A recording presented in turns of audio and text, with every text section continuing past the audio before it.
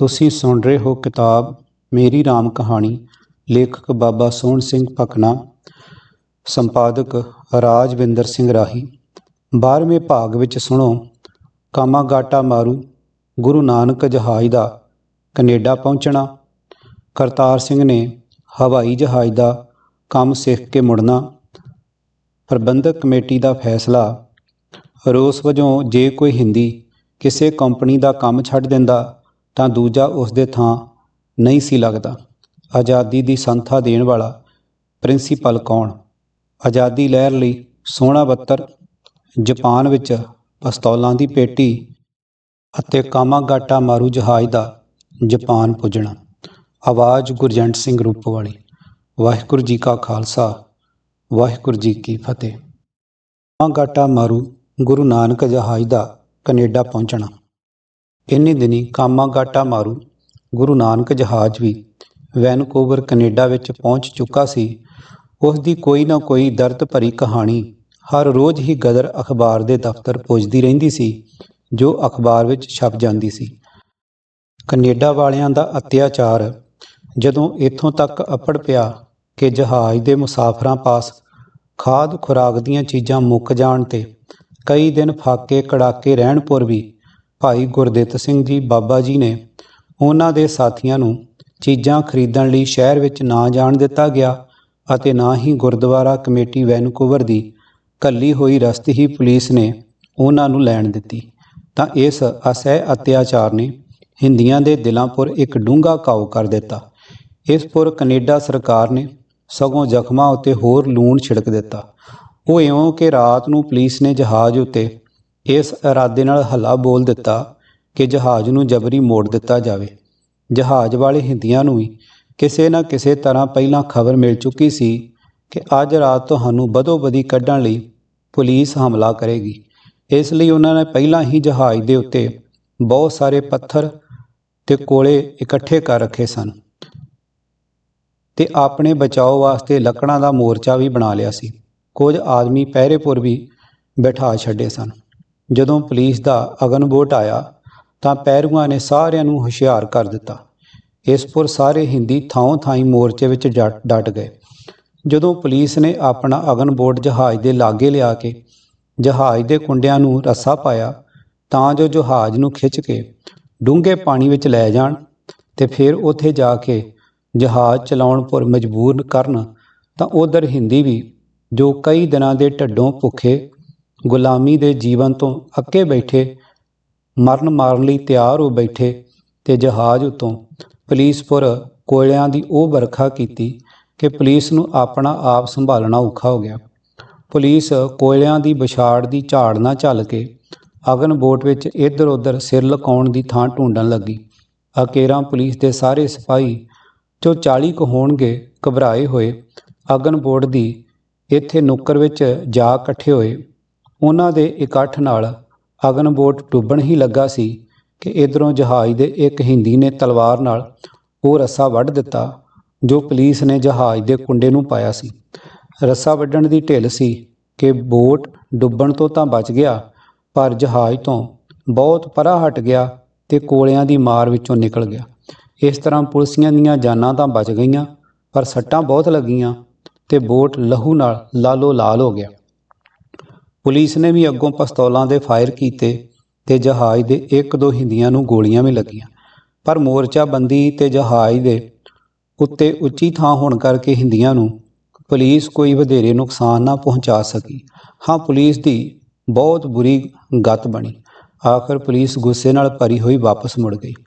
ਅਗਲੇ ਦਿਨ ਹਿੰਦੀਆਂ ਦੇ ਟਾਕਰੇ ਲਈ ਇੱਕ ਮਾਂਟਰ ਜੰਗੀ ਜਹਾਜ਼ ਘੱਲਿਆ ਗਿਆ, ਜਿਸ ਨੇ ਆਉਂਦਿਆਂ ਹੀ ਐਲਾਨੀਆ ਵੰਗਾਰਿਆ ਕਿ ਜੇ 24 ਘੰਟਿਆਂ ਦੇ ਅੰਦਰ ਅੰਦਰ ਭਾਈ ਗੁਰਦਿੱਤ ਸਿੰਘ ਤੇ ਉਹਨਾਂ ਦੇ ਸਾਥੀ ਆਪਣੇ ਜਹਾਜ਼ ਨੂੰ ਇੱਥੋਂ ਨਾ ਲੈ ਜਾਣਗੇ ਤਾਂ ਸਾਰੇ ਮੁਸਾਫਰਾਂ ਸਮੇਤ ਜਹਾਜ਼ ਨੂੰ ਤੋਪ ਦੇ ਗੋਲਿਆਂ ਨਾਲ ਗਰਕ ਕਰ ਦਿੱਤਾ ਜਾਵੇਗਾ।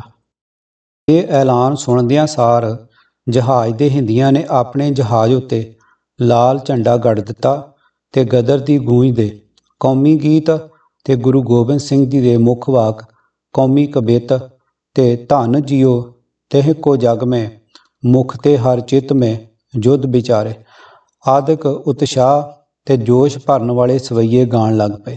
ਗੱਲ ਕੀ, ਜਹਾਜ਼ ਦੇ ਮੁੱਠੀ ਭਰ ਹਿੰਦੀਆਂ ਨੇ ਗੁਲਾਮੀ ਦੇ ਜੀਵਨ ਨਾਲ ਰੁੱਸ ਕੇ ਕੈਨੇਡਾ ਗਵਰਨਮੈਂਟ ਨੂੰ ਰਣ ਮੰਡਣ ਲਈ ਵਗਾਰਿਆ। ਉਧਰ ਕੈਨੇਡਾ ਵਾਸੀ ਹਿੰਦੀ ਵੀ ਪਰਾਧੀਨ ਜੀਵਨ ਤੋਂ ਨੱਕ ਜਿੰਦ ਚੁੱਕੇ ਸਨ। ਉਹਨਾਂ ਨੇ ਵੀ ਇੱਕ ਇਕੱਠ ਕਰਕੇ ਫੈਸਲਾ ਕਰ ਲਿਆ ਕਿ ਜੇ ਕਾਮਾਗਾਟਾ ਮਾਰੂ ਉੱਤੇ ਗੋਲੇ ਵਰਸਣ ਲੱਗ ਪੈਣ ਤਾਂ ਉਸੇ ਵਕਤ ਸਾਰੇ ਵੈਨਕੂਵਰ ਨੂੰ ਅੱਗ ਲਾ ਕੇ ਖਾਕਸ਼ਾਹ ਕਰ ਦਿਓ ਤੇ ਗੋਰਿਆਂ ਨਾਲ ਖੁੱਲ੍ਹਮੀ ਜੰਗ ਰਚ ਦਿਓ। ਇਕੱਠ ਵਿੱਚ ਫੈਸਲਾ ਹੋ ਚੁੱਕਣ ਮਗਰੋਂ ਸਾਰੇ ਹਿੰਦੀਆਂ ਦੇ ਜੋ ਉਸ ਵਕਤ ਵੈਨਕੂਵਰ ਵਿੱਚ ਹੈਗੇ ਸਨ ਜਥੇ ਬਣਾਏ ਤੇ ਸਾਰੇ ਜਥੇ ਸ਼ਹਿਰ ਵਿੱਚ ਥਾਂ ਥਾਈਂ ਵੰਡ ਦਿੱਤੇ ਗਏ ਤਾਂ ਜੋ ਜਿਸ ਵੇਲੇ ਜਹਾਜ਼ਪੁਰ ਗੋਲਾ ਪਵੇ ਐਨ ਉਸ ਵੇਲੇ ਸਾਰੇ ਸ਼ਹਿਰ ਨੂੰ ਅਗਨ ਸਾਗਰ ਵਿੱਚ ਗਰਕ ਕਰ ਦਿੱਤਾ ਜਾਵੇ। ਹਰ ਇੱਕ ਹਿੰਦੀ ਨੇ ਗੋਲੀ ਸਿੱਕਾ ਵੀ ਆਪਣੇ ਪਾਸ ਕਾਫੀ ਲੈ ਲਿਆ ਕਿ ਅੱਗ ਲਾਉਣ ਸਮੇਂ ਜੇ ਗੋਰੇ ਉਹਨਾਂ ਪਰ ਹਮਲਾ ਕਰਨ ਤਾਂ ਉਹਨਾਂ ਦਾ ਡਟ ਕੇ ਟਾਕਰਾ ਕੀਤਾ ਜਾਵੇ। ਵੈਨਕੂਵਰ ਸ਼ਹਿਰ ਦੀ ਸਾਰੀ ਗੋਰੀ ਵਸੋਂ, ਕੀ ਬੱਚਾ, ਕੀ ਬੁੱਢਾ, ਕੀ ਮਰਦ, ਕੀ ਤਰੀਮਤ, ਉਸ ਦਿਨ ਲੱਖਾਂ ਦੀ ਗਿਣਤੀ ਵਿੱਚ ਇਹ ਨਜ਼ਾਰਾ ਦੇਖਣ ਵਾਸਤੇ ਜੁੜੀ ਹੋਈ ਸੀ ਅਤੇ ਸਾਰੇ ਹੀ ਉਸ ਘੜੀ ਦੀ ਉਡੀਕ ਵਿੱਚ ਚੁੱਪ ਮੂਰਤੀਆਂ ਬਣੇ ਖੜੇ ਸਨ ਕਿ ਵੇਖੀਏ ਨੋਟਿਸ ਦਾ ਵਕਤ ਪੂਰਾ ਹੋਣ ਪਰ ਕੀ ਕੁਝ ਕਾਰਾ ਵਰਤਦਾ ਹੈ। ਜਿਉਂ-ਜਿਉਂ ਸਮਾਂ ਨੇੜੇ ਆਉਂਦਾ ਜਾਂਦਾ ਸੀ ਸਾਰਿਆਂ ਦੇ ਮਨ ਚੰਚਲ ਹੁੰਦੇ ਜਾ ਰਹੇ ਸਨ ਤੇ ਬਾਰ-ਬਾਰ ਆਪਣੀਆਂ ਘੜੀਆਂ ਵੇਖ ਕੇ ਮਿੰਟ ਗਿਣ ਰਹੇ ਸਨ। ਉਧਰ ਜੰਗੀ ਜਹਾਜ਼ ਦੇ ਸਿਪਾਹੀ ਵੀ ਆਪਣੀਆਂ ਤੋਪਾਂ ਨੂੰ ਲੈਸ ਕਰ ਰਹੇ ਸਨ ਤਾਂ ਜੋ ਹੁਕਮ ਮਿਲਦਿਆਂ ਹੀ ਹਿੰਦੀਆਂ ਪਰ ਗੋਲੀਆਂ ਦੀ ਵਰਖਾ ਸ਼ੁਰੂ ਕਰ ਦੇਣ। ਆਖਰ 1 ਵਜੇ ਦਾ ਵਕਤ ਜੋ ਜਹਾਜ਼ ਦੇ ਅਫਸਰ ਵੱਲੋਂ ਹਿੰਦੀਆਂ ਨੂੰ ਦਿੱਤਾ ਗਿਆ ਸੀ ਟੱਪ ਗਿਆ, ਪਰ ਹਿੰਦੀ ਜਹਾਜ਼ ਆਪਣੀ ਥਾਂ ਤੋਂ ਰਤਾ-ਬਨਾ ਖਿਸਕਿਆ। ਜਦੋਂ ਕੈਨੇਡਾ ਵਾਲਿਆਂ ਡਿਠਿਆ ਕਿ ਹਿੰਦੀਆਂ ਪੁਰ ਕਿਸੇ ਧਮਕੀ ਆਦਿ ਦਾ ਕੋਈ ਅਸਰ ਨਹੀਂ ਹੁੰਦਾ ਤਾਂ ਉਹ ਆਪਣਾ ਜੰਗੀ ਜਹਾਜ਼ ਵਾਪਸ ਲੈ ਗਏ। ਫਿਰ ਉਹਨਾਂ ਨੇ ਵੈਨਕੂਵਰ ਗੁਰਦੁਆਰਾ ਕਮੇਟੀ ਦੀ ਰਾਹੀਂ ਭਾਈ ਗੁਰਦਿੱਤ ਸਿੰਘ ਜੀ ਨਾਲ ਸੁਲ੍ਹਾ ਦੀ ਬਾਤ ਸ਼ੁਰੂ ਕੀਤੀ। ਆਖਿਰ ਇਹ ਫੈਸਲਾ ਹੋਇਆ ਕਿ ਜੋ ਕੋਇਲਾ ਆਦਿਕ ਵੱਖਰ ਵਪਾਰੀ ਮਾਲ ਜਹਾਜ਼ ਵਿੱਚ ਭਰਿਆ ਹੋਇਆ ਸੀ ਤੇ ਇਸ ਨੂੰ ਵੇਚਣ ਦਾ ਕੈਨੇਡਾ ਸਰਕਾਰ ਨੇ ਮੌਕਾ ਨਹੀਂ ਦਿੱਤਾ ਸੀ, ਉਸ ਦਾ ਹਰਜਾਨਾ ਤੇ ਜਹਾਜ਼ ਦੀ ਵਾਪਸੀ ਪਰ ਰਸਤੇ ਵਾਸਤੇ ਮੁਸਾਫਰਾਂ ਦੀ ਰਸਤ, ਇਹ ਸਭ ਕੈਨੇਡਾ ਗਵਰਨਮੈਂਟ ਦੇਵੇ। ਕਾਮਾਗਾਟਾ ਮਾਰੂ ਹਿੰਦੁਸਤਾਨ ਨੂੰ ਮੁੜ ਜਾਵੇਗਾ ਤੇ ਅੰਗਰੇਜ਼ੀ ਗਵਰਨਮੈਂਟ ਨਾਲ ਹਿੰਦੁਸਤਾਨ ਵਿੱਚ ਜਾ ਕੇ ਲੜੇ ਘੁਲੇਗਾ। ਇਹ ਗੱਲ ਨੂੰ ਕੈਨੇਡਾ ਗਵਰਨਮੈਂਟ ਨੇ ਮੰਨ ਲਿਆ ਤੇ ਅੰਤ ਜੁਲਾਈ 1914 ਨੂੰ ਕਾਮਾਗਾਟਾ ਮਾਰੂ ਗੁਰੂ ਨਾਨਕ ਜਹਾਜ਼ ਕੈਨੇਡਾ ਤੋਂ ਹਿੰਦੁਸਤਾਨ ਨੂੰ ਮੁੜ ਪਿਆ। ਕਰਤਾਰ ਸਿੰਘ ਸਰਾਭਾ ਨੇ ਹਵਾਈ ਜਹਾਜ਼ ਦਾ ਕੰਮ ਸਿੱਖ ਕੇ ਮੁੜਨਾ। ਸਟਾਕਟਨ ਗੁਰਦੁਆਰੇ ਵਿੱਚ 2 ਦਿਨ ਆਰਾਮ ਕਰਕੇ ਮੈਂ ਭਾਈ ਭਗਵਾਨ ਸਿੰਘ ਤੇ ਮੌਲਵੀ ਬਰਕਤੁੱਲਾ ਨੂੰ ਨਾਲ ਲੈ ਕੇ ਸਾਨ ਫਰਾਂਸਿਸਕੋ ਜੁਗਾਂਤ ਆਸ਼ਰਮ ਵਿੱਚ ਆ ਗਿਆ। ਅਜੇ ਮੈਨੂੰ ਆਇਆਂ 4 ਕੁ ਦਿਨ ਹੀ ਹੋਏ ਸਨ ਕਿ ਭਾਈ ਕਰਤਾਰ ਸਿੰਘ ਵੀ ਆ ਗਿਆ ਤੇ ਉਸ ਨੇ ਇਹ ਖੁਸ਼ਖਬਰੀ ਸੁਣਾਈ ਕਿ ਮੈਂ ਹਵਾਈ ਜਹਾਜ਼ ਉਡਾਉਣਾ ਸਿੱਖ ਆਇਆ ਹਾਂ। ਭਾਈ ਕਰਤਾਰ ਸਿੰਘ ਦੇ ਜਾਣ ਮਗਰੋਂ ਗੁਪਤ ਕਮੇਟੀ ਨੇ ਇੱਕ ਟੋਲੀ ਕੁਝ ਗੱਭਰੂਆਂ ਦੀ ਚੁਣ ਰੱਖੀ ਸੀ ਤਾਂ ਜੋ ਭਾਈ ਕਰਤਾਰ ਸਿੰਘ ਦੇ ਆਉਣ ਤੇ ਹਵਾਈ ਜਹਾਜ਼ ਮਸ਼ੀਨ ਆਦਿ ਖਰੀਦ ਕੇ ਦੇਸ਼ ਭਗਤਾਂ ਨੂੰ ਕੰਮ ਸਿਖਾਉਣਾ ਸ਼ੁਰੂ ਕੀਤਾ ਜਾਵੇ। ਇਸ ਪਾਰਟੀ ਵਿੱਚ ਭਾਈ ਊਧਮ ਸਿੰਘ ਦਾ ਨਾਮ ਖਾਸ ਹੈ, ਜਿਸ ਨੇ ਸਭ ਤੋਂ ਪਹਿਲਾਂ ਤੇ ਬਹੁਤ ਚਾਅ ਨਾਲ ਟੋਲੀ ਵਿੱਚ ਭਰਤੀ ਹੋਣ ਲਈ ਬੇਨਤੀ ਕੀਤੀ। ਪ੍ਰਬੰਧਕ ਕਮੇਟੀ ਦਾ ਫੈਸਲਾ। ਅਜੇ ਹਵਾਈ ਮਸ਼ੀਨ ਖਰੀਦਣ ਦਾ ਪ੍ਰਬੰਧ ਕਰ ਰਹੇ ਸਾਂ ਜੋ ਕਾਮਾਗਾਟਾ ਮਾਰੂ ਦੇ ਹਿੰਦੁਸਤਾਨ ਨੂੰ ਮੁੜਨ ਦੀ ਖਬਰ ਪੁੱਜ ਗਈ। ਇਸ ਪਰ ਗੁਪਤ ਤੇ ਪ੍ਰਬੰਧਕ ਕਮੇਟੀ ਦੀ ਉਚੇਚੀ ਇਕੱਤਰਤਾ ਹੋਈ, ਜਿਸ ਵਿੱਚ ਇਹ ਫੈਸਲਾ ਹੋਇਆ ਕਿ ਇਸ ਵਕਤ ਸੁਸਾਇਟੀ ਦਾ ਕੋਈ ਖਾਸ ਮੈਂਬਰ ਹਿੰਦੁਸਤਾਨ ਵਿੱਚ ਜਾਣਾ ਚਾਹੀਦਾ ਹੈ ਜੋ ਉੱਥੇ ਜਾ ਕੇ ਗਦਰ ਲਹਿਰ ਦੀ ਨੀਂਹ ਰੱਖੇ ਤੇ ਇੱਕ ਕੇਂਦਰੀ ਅਸਥਾਨ ਇਹੋ ਜਿਹੀ ਥਾਂ ਤਿਆਰ ਕਰ ਲਵੇ ਜਿੱਥੋਂ ਹਿੰਦੁਸਤਾਨ ਦੇ ਸਾਰੇ ਹਿੱਸਿਆਂ ਵਿੱਚ ਸੌਖ ਨਾਲ ਹੀ ਕੰਮ ਹੋ ਸਕੇ। ਇਸ ਤੋਂ ਛੁੱਟ ਕਾਮਾਗਾਟਾ ਮਾਰੂ ਦੇ ਮੁਸਾਫਰਾਂ ਨੂੰ, ਜਿਨ੍ਹਾਂ ਦੇ ਹਿਰਦਿਆਂ ਵਿੱਚ ਇਸ ਵਕਤ ਅਸ਼ਾਂਤੀ ਦੇ ਭਾਂਬੜ ਬਲ ਰਹੇ, ਆਪਣੇ ਹੱਥ ਵਿੱਚ ਕਰ ਲਏ ਤੇ ਉਹਨਾਂ ਦੇ ਰਾਹੀਂ ਪੰਜਾਬ ਦੀ ਹਰ ਨੁੱਕਰ ਵਿੱਚ ਆਜ਼ਾਦੀ ਦਾ ਪ੍ਰਚਾਰ ਕਰਾਵੇ ਤਾਂ ਜੋ ਆਉਣ ਵਾਲੇ ਸਮੇਂ ਲਈ ਦੇਸ਼ ਦੇ ਅੰਦਰ ਬਾਹਰ ਹਰ ਥਾਂ ਪੂਰੀ ਤਿਆਰੀ ਹੋ ਜਾਵੇ। ਇੱਥੇ ਇੱਕ ਗੱਲ ਚੇਤੇ ਰੱਖਣ ਵਾਲੀ ਹੈ, ਉਹ ਇਹ ਭਈ ਇੱਕ ਤਾਂ ਚੰਗੀ ਤਰ੍ਹਾਂ ਪ੍ਰਗਟ ਸੀ ਕਿ ਅੰਗਰੇਜ਼ਾਂ ਤੇ ਜਰਮਨਾਂ ਦਾ ਜੰਗ ਜ਼ਰੂਰ ਖੜਕਿਆ ਅਤੇ ਖੜਕੂ ਵੀ ਛੇਤੀ, ਪਰ ਇੰਨੀ ਛੇਤੀ ਜੰਗ ਛਿੜ ਪਊ ਇਹ ਅਮਰੀਕਾ ਵਿੱਚ ਕਿਸੇ ਨੂੰ ਸ਼ਾਨ ਗੁਮਾਨ ਵੀ ਨਹੀਂ ਸੀ।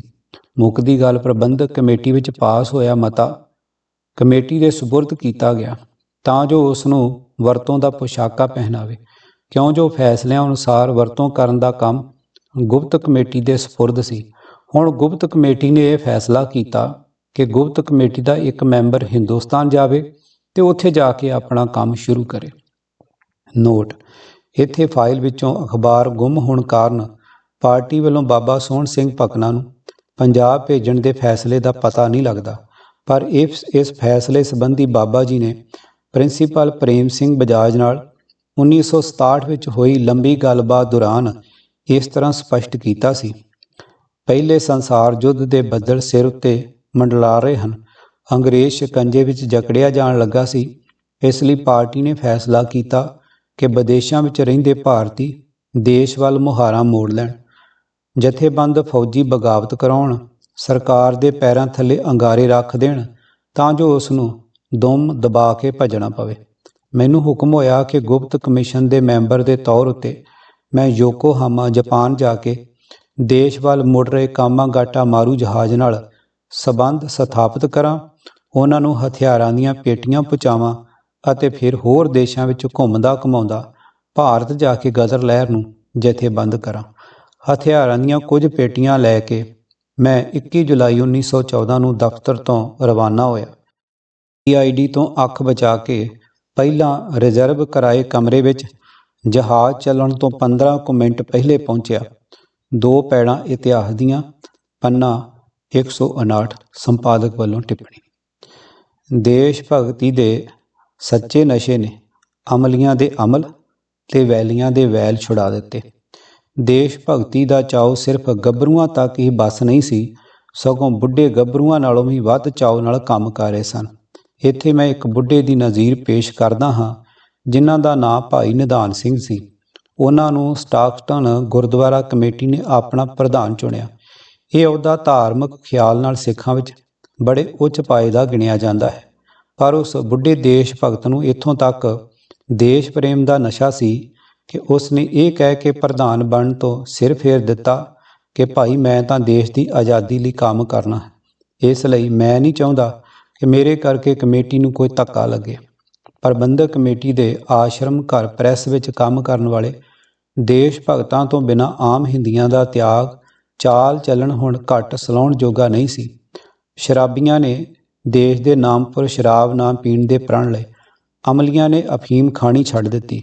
ਬਹੁਤ ਸਾਰੇ ਅਫੀਮੀਆਂ ਅਤੇ ਸ਼ਰਾਬੀਆਂ ਦੀਆਂ ਮਿਸਾਲਾਂ ਸਾਡੇ ਪਾਸ ਮੌਜੂਦ ਹਨ, ਜਿਨ੍ਹਾਂ ਨੇ ਨਾ ਸਿਰਫ ਅਫੀਮ ਤੇ ਸ਼ਰਾਬ ਦਾ ਹੀ ਮੁਲਕ ਦੇ ਨਾਮਪੁਰ ਤਿਆਗ ਕੀਤਾ, ਸਗੋਂ ਆਪਣੀ ਜਨਮ ਭੂਮੀ ਦੇ ਨਾਮਪੁਰ ਹੱਸ ਹੱਸ ਕੇ ਫਾਹੇ ਚੜੇ ਤੇ ਅੰਡੇਮਾਨ ਕਾਲੇ ਪਾਣੀ ਦੇ ਮਾਰੂ ਪਾਣੀ ਵਿੱਚ ਕਈ ਵਰ੍ਹੇ ਤੱਕ ਵੈਰੀਆਂ ਦੀ ਕੈਦ ਅੰਦਰ ਰਹਿ ਕੇ ਆਪਣੀਆਂ ਜਿੰਦਾਂ ਕੌਮੀ ਇੱਜ਼ਤਪੁਰ ਸਦਕੇ ਕਰ ਦਿੱਤੀਆਂ। ਭਾਈ ਅਰਜਨ ਸਿੰਘ ਤੇ ਪੰਡਿਤ ਕਾਂਚੀ ਰਾਮ ਜਿਨ੍ਹਾਂ ਦੇ ਆਖਰੀ ਗੀਤਾਂ ਨੂੰ ਸੁਣ ਕੇ ਕੰਧਾਂ ਕੋਲੇ ਵੀ ਰੋ ਰਹੇ ਸਨ, ਫਾਂਸੀ ਚੜ੍ਹਨ ਵੇਲੇ ਜਿਨ੍ਹਾਂ ਦਾ ਉੱਚਾ ਹੌਸਲਾ ਤੇ ਦ੍ਰਿੜਤਾ ਈਸਾ ਜੀ ਤੋਂ ਵੀ ਕਿਤੇ ਘੱਟ ਨਹੀਂ ਸੀ, ਉਹ ਕੌਣ ਸਨ? ਸ਼ਰਾਬੀਆਂ ਦੇ ਸਰਦਾਰ ਭਾਈ ਰੁੜੀਆ ਸਿੰਘ, ਜਿਸ ਨੇ ਕੌਮੀ ਇੱਜ਼ਤ ਬਦਲੇ ਅੰਡੇਮਾਨ ਦੀ ਇੱਕ ਭੁੱਖ ਹੜਤਾਲ ਵਿੱਚ ਚੁੜ ਚੁੜ ਕੇ ਜਾਨ ਨਿਸ਼ਾਵਰ ਕੀਤੀ, ਤੇ ਭਾਈ ਗੁਰਦਿੱਤ ਸਿੰਘ ਜੈਕ ਜੋ ਕਈ ਵਰ੍ਹਿਆਂ ਮਗਰੋਂ ਅੰਡੇਮਾਨ ਤੋਂ ਰਿਹਾ ਹੋਇਆ ਸ਼ਰਾਬੀਆਂ ਦੇ ਹੀ ਸ਼੍ਰੋਮਣ ਸਨ। ਭਾਈ ਕੇਰ ਸਿੰਘ ਅਮਲੀ, ਜਿਸ ਨੇ ਅੰਡੇਮਾਨ ਵਿੱਚ ਨਹਾਇਤ ਬਹਾਦਰੀ ਨਾਲ ਕਈ ਵਰ੍ਹੇ ਅਸਹਿ ਕਸ਼ਟਾਂ ਦਾ ਟਾਕਰਾ ਕਰਦਿਆਂ ਹੋਇਆਂ ਸ਼ਹੀਦੀ ਪਾਈ, ਇੱਕ ਘੋਰ ਅਮਲੀ ਸਨ। ਪਰ ਵਾਹ ਬਈ ਦੇਸ਼ ਭਗਤੀ, ਤੇਰੇ ਸੱਚੇ ਅਮਲ ਸਾਹਮਣੇ ਝੂਠੇ ਅਮਲ ਭਲਾ ਕਦੋਂ ਅਟਕ ਸਕਦੇ ਨੇ। 20 ਵਰ੍ਹੇ ਅਫੀਮ ਖਾ ਚੁੱਕਣ ਮਗਰੋਂ ਜਦੋਂ ਦੇਸ਼ ਪ੍ਰੇਮ ਜਾਗਿਆ ਤਾਂ ਅਫੀਮ ਦੀ ਡੱਬੀ ਇੱਕਦਮ ਭਗਾ ਮਾਰੀ ਤੇ ਫਿਰ ਸਾਰੀ ਉਮਰ ਅਫੀਮ ਵੱਲ ਅੱਖ ਭਰ ਕੇ ਦੇਖਿਆ ਤੱਕ ਨਹੀਂ।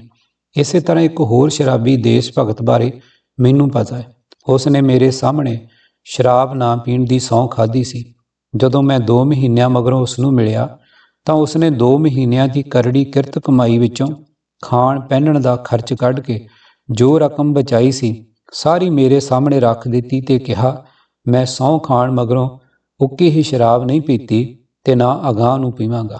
ਇਹ ਰੁਪਇਆ ਜੋ ਸ਼ਰਾਬ ਨਾ ਪੀਣ ਕਰਕੇ ਬਚਾਇਆ ਹੈ ਦੇਸ਼ ਸੇਵਾ ਲਈ ਸੁਸਾਇਟੀ ਨੂੰ ਦਿੰਦਾ ਹਾਂ। ਅਗਾਂਹ ਨੂੰ ਵੀ ਜਿੱਚਰ ਦੇਸ਼ ਆਜ਼ਾਦ ਨਾ ਹੋਵੇ ਮੈਂ ਆਪਣੀ ਬਚਤ ਦਾ ਸਾਰਾ ਰੁਪਇਆ ਦੇਸ਼ ਸੇਵਾ ਵਾਸਤੇ ਸੁਸਾਇਟੀ ਨੂੰ ਦਿੰਦਾ ਰਹਾਂਗਾ।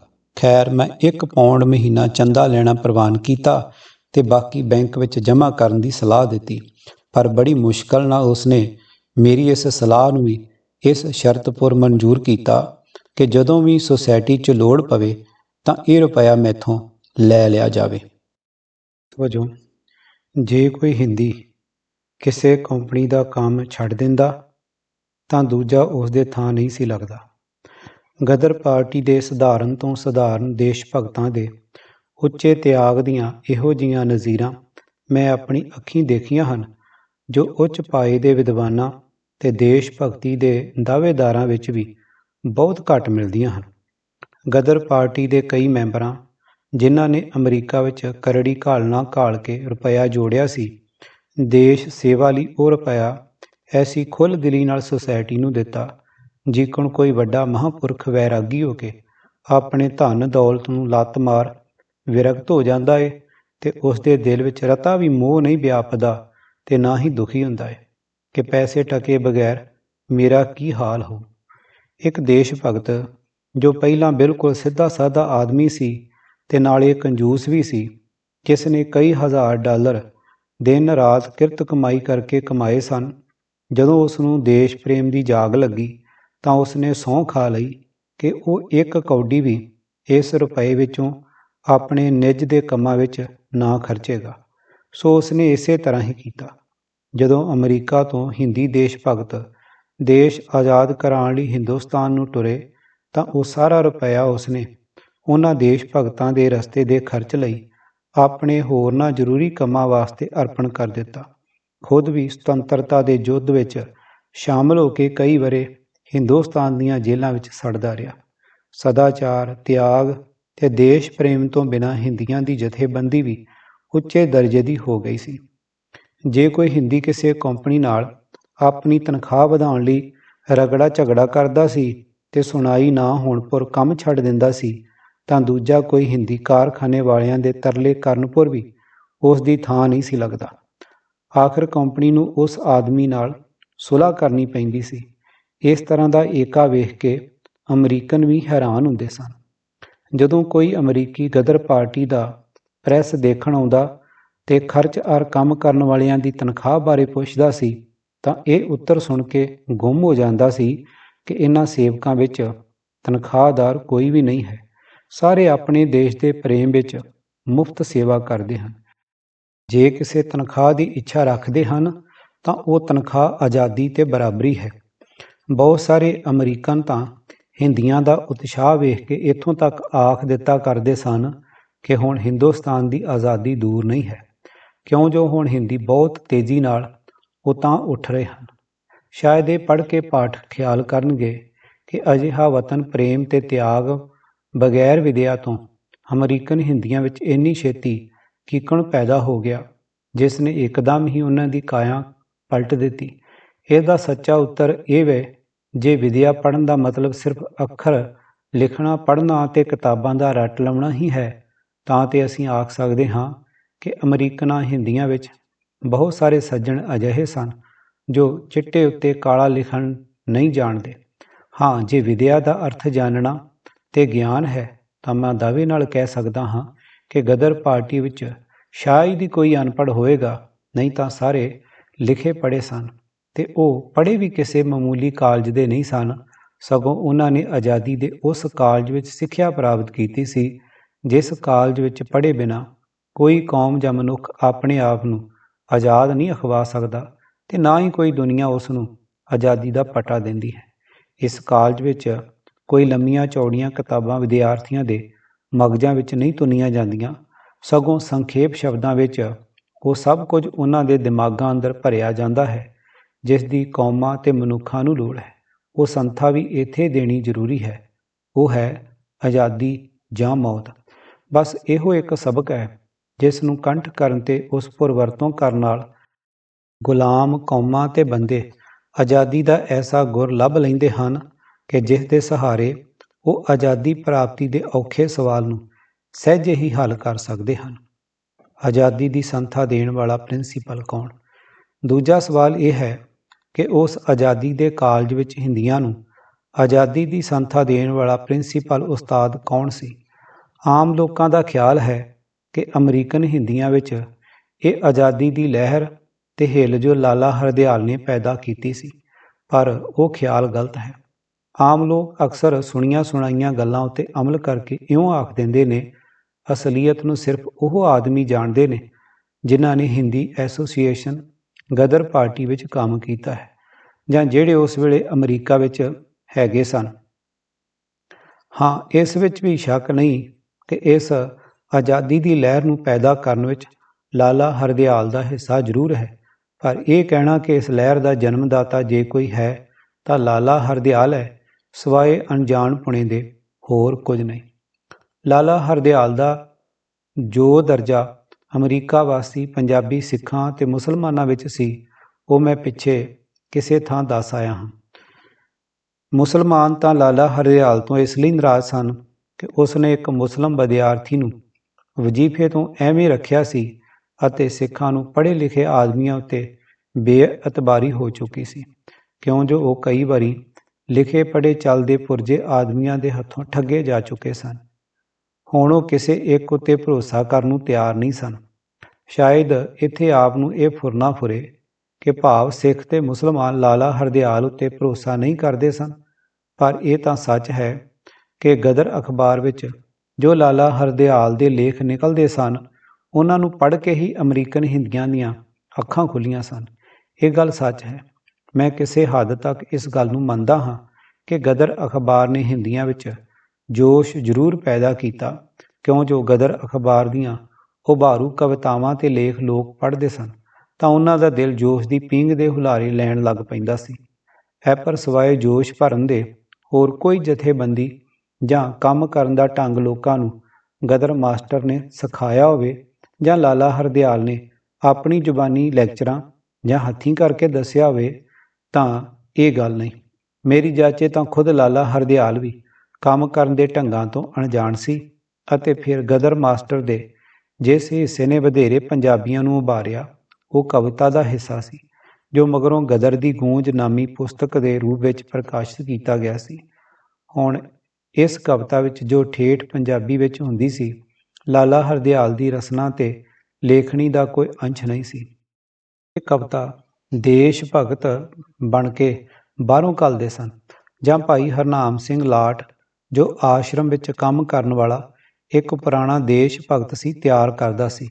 ਇਸ ਲਈ ਅਸੀਂ ਗਦਰ ਲਹਿਰ ਦਾ ਉਸਤਾਦ ਪ੍ਰਿੰਸੀਪਲ ਲਾਲਾ ਹਰਦਿਆਲ ਜਾਂ ਕਿਸੇ ਇੱਕ ਬੰਦੇ ਨੂੰ ਨਹੀਂ ਮੰਨ ਸਕਦੇ।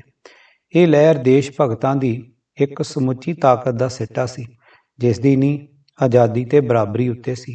ਹੁਣ ਵੇਖਣਾ ਇਹ ਹੈ ਕਿ ਗੁਲਾਮ ਹਿੰਦੀਆਂ ਵਿੱਚ ਆਜ਼ਾਦੀ ਤੇ ਬਰਾਬਰੀ ਦਾ ਇਹ ਮਾਦਾ ਕਿੱਥੋਂ ਤੇ ਕਿਵੇਂ ਪੈਦਾ ਹੋਇਆ। ਇਸ ਵਿੱਚ ਰਤਾ ਵੀ ਸ਼ੱਕ ਨਹੀਂ ਹੈ ਕਿ ਪਹਿਲੇ ਪਹਿਲ ਹਿੰਦ ਦੇ ਹਿੰਦੀਆਂ ਵਿੱਚੋਂ ਵੀ ਖਾਸ ਪੰਜਾਬੀ ਸਿੱਖ ਰੋਟੀ ਦੀ ਢੂੰਡ ਭਾਲ ਵਿੱਚ ਠੋਕਰਾਂ ਖਾਂਦੇ ਹੋਏ ਅਮਰੀਕਾ ਦੇ ਆਜ਼ਾਦ ਪੌਣ ਪਾਣੀ ਵਿੱਚ ਜਾ ਪਹੁੰਚੇ, ਜਿੱਥੇ ਜਾ ਕੇ ਉਹਨਾਂ ਨੇ ਸੁਤੰਤਰਤਾ ਦੇਵੀ ਦੇ ਦਰਸ਼ਨ ਕੀਤੇ। ਪਹਿਲੇ ਪਹਿਲ ਤਾਂ ਉਹਨਾਂ ਲੋਕਾਂ ਦੇ ਸਿਵਾਏ ਪੈਸੇ ਕਮਾਉਣ ਦੇ ਹੋਰ ਕੋਈ ਕੌਮੀ ਆਦਰਸ਼ ਨਹੀਂ ਸੀ ਤੇ ਨਾ ਹੀ ਕੌਮੀ ਆਦਰਸ਼ ਲੈ ਕੇ ਇਹ ਹਿੰਦੁਸਤਾਨ ਤੋਂ ਨਿਕਲੇ ਸਨ।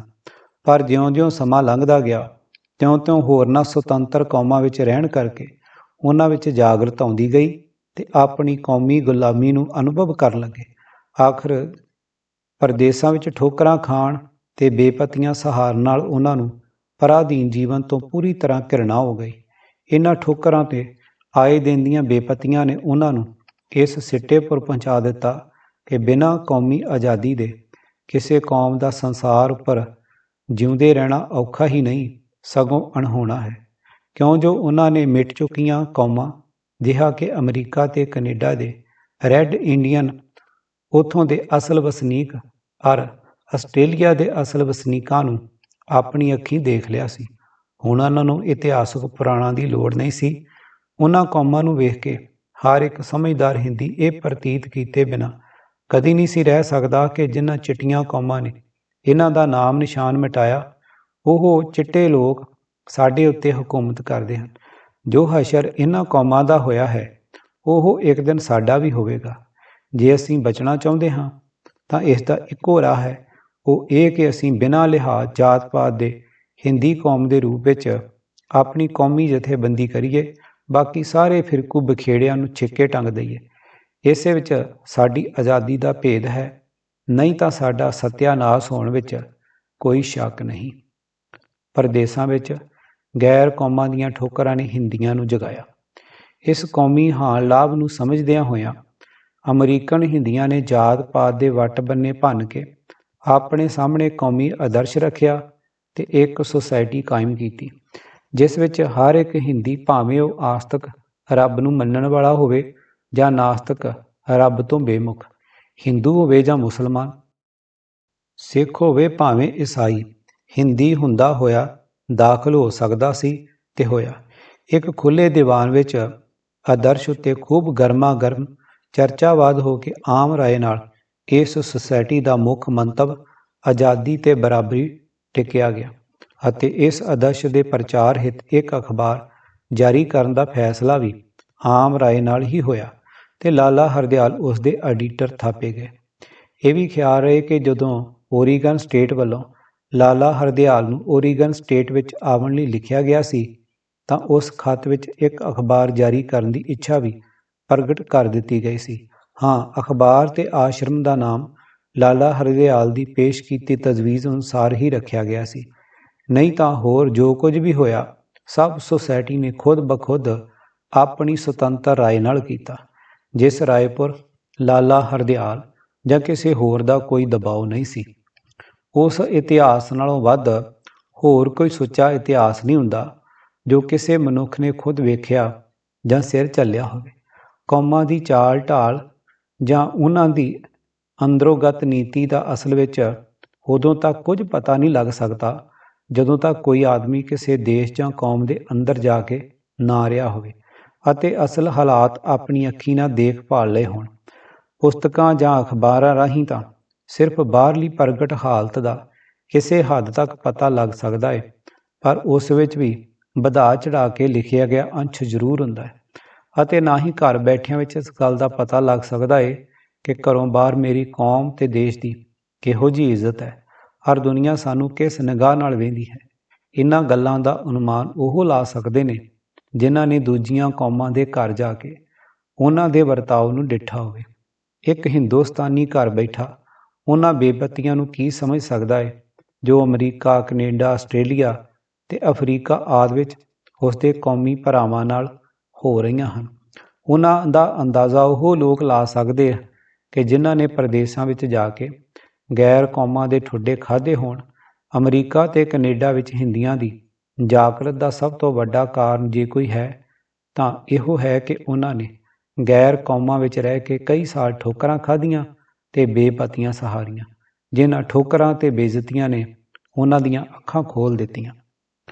ਅੰਗਰੇਜ਼ਾਂ ਦੀ ਕੁਟਲ ਨੀਤੀ ਨੇ ਹੀ ਪ੍ਰਦੇਸਾਂ ਵਿੱਚ ਗਏ ਹਿੰਦੀਆਂ ਨੂੰ ਟੁੰਬ ਕੇ ਜਗਾਇਆ, ਜਿਸ ਦਾ ਸਿੱਟਾ ਗਦਰ ਪਾਰਟੀ ਦਾ ਜਨਮ ਹੈ। ਇਸ ਤੋਂ ਛੁੱਟ ਜੋ ਲੋਕ ਇੰਗਲੈਂਡ ਜਾ ਕੇ ਇਹ ਅੰਦਾਜ਼ਾ ਲਾਉਣਾ ਚਾਹੁਣ ਕਿ ਯੂਰਪ ਦੀਆਂ ਚਿੱਟੀਆਂ ਕੌਮਾਂ ਹਿੰਦੀਆਂ ਨੂੰ ਕਿਸ ਨਜ਼ਰ ਨਾਲ ਵੇਖਦੀਆਂ ਹਨ, ਉਹ ਵੀ ਭੁਲੇਖੇ ਵਿੱਚ ਰਹਿਣਗੇ ਕਿ ਕਿਉਂ ਜੋ ਇੱਕ ਤਾਂ ਇੰਗਲੈਂਡ ਵਿੱਚ ਜੋ ਲੋਕ ਜਾਂਦੇ ਕਿ ਉਹ ਵਪਾਰੀ, ਯਾਤਰੀ, ਸੈਰ ਸਪਾਟਾ ਕਰਨ ਵਾਲੇ ਜਾਂ ਵਿਦਿਆਰਥੀ ਹੁੰਦੇ ਕਿ ਜਿਨ੍ਹਾਂ ਪਾਸੋਂ ਇੰਗਲੈਂਡ ਨੂੰ ਹਰ ਹਾਲਤ ਵਿੱਚ ਲਾਭ ਦੀ ਆਸ ਹੁੰਦੀ ਹੈ ਅਤੇ ਫਿਰ ਇਹ ਦੁਨੀਆ ਦਾ ਕਾਇਦਾ ਹੀ ਹੈ ਕਿ ਧਨਾਢਾਂ ਨਾਲ ਲੋਕ ਅਕਸਰ ਆਪਣੇ ਫਾਇਦੇ ਵਾਸਤੇ ਚਾਪਲੂਸੀ ਕੀਤਾ ਕਰਦੇ ਨੇ, ਵੇ ਉਹ ਕਿਤਨੀ ਵੀ ਪਤਤ ਕੌਮ ਦੇ ਕਿਉਂ ਨਾ ਹੋਣ। ਦੂਜੇ ਇੰਗਲੈਂਡ ਹਿੰਦੁਸਤਾਨ ਪਰ ਰਾਜ ਕਰਦਾ ਹੈ। ਉਸ ਨੂੰ ਰਾਜਸੀ ਚਾਲ ਅਨੁਸਾਰ ਇਸ ਗੱਲ ਦਾ ਜ਼ਰੂਰੀ ਖਿਆਲ ਰੱਖਣਾ ਪੈਂਦਾ ਹੈ ਕਿ ਇੰਗਲੈਂਡ ਵਿੱਚ ਆਉਣ ਵਾਲੇ ਹਿੰਦੀਆਂ ਨਾਲ ਪ੍ਰਗਟ ਤੌਰ ਪਰ ਕੋਈ ਅਜਿਹਾ ਵਰਤਾਓ ਨਾ ਹੋਵੇ ਜਿਸ ਦੇ ਕਾਰਨ ਹਿੰਦੁਸਤਾਨੀਆਂ ਦੇ ਦਿਲਾਂ ਵਿੱਚ ਘਿਰਣਾ ਪੈਦਾ ਹੋਵੇ ਤੇ ਉਹ ਆਪਣੀ ਗੁਲਾਮੀ ਦੀਆਂ ਬੇੜੀਆਂ ਤੋੜਨ ਪੁਰ ਤਿਆਰ ਹੋ ਜਾਣ। ਇਹੋ ਕਾਰਨ ਹੈ ਕਿ ਸਾਡੇ ਲੀਡਰ ਜੋ ਇੰਗਲੈਂਡ ਜਾਂਦੇ ਨੇ ਉੱਥੋਂ ਦੇ ਨੀਤੀਵੇਤਾ ਉਹਨਾਂ ਉੱਤੇ ਆਪਣੇ ਸਾਊਪੁਣੇ ਦਾ ਅਜਿਹਾ ਸਿੱਕਾ ਬਹਾਉਂਦੇ ਨੇ ਕਿ ਹਿੰਦੁਸਤਾਨ ਵਿੱਚ ਆ ਕੇ ਉਹ ਅੰਗਰੇਜ਼ਾਂ ਦੇ ਸਾਊਪੁਣੇ ਦੇ ਸੋਹਲੇ ਗਾਉਂਦੇ ਨਹੀਂ ਥੱਕਦੇ।